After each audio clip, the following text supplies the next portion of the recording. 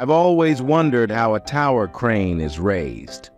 First, you have to pour a solid concrete foundation, otherwise it would look like this. Once the foundation is laid, the tower crane can be installed. The bottom tower crane can be handled by a crane, but the height of the crane itself is limited. Beyond the height, it cannot be used, but do not panic. The tower crane can actually grow taller by itself. There's a green basket on top of the tower called the climbing frame. It's firmly fixed to the tower to ensure that it won't fall. When you need to raise the height, first use its own hook to lift the standard section on the ground up for spare parts.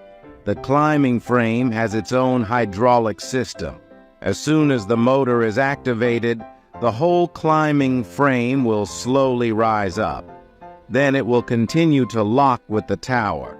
Then the extra space can be put into the standard section. With the help of small wheels, the standard section can easily enter into the climbing frame. Then it's bolted in place and the crane grows a whole lot taller. And it can be grown in this way. It can even grow up to 1,000 meters. But two high tower cranes still need to be connected to the main body of the building with the attachment rod. Then do you know how the tower crane drive her up so high? With their bare hands, of course.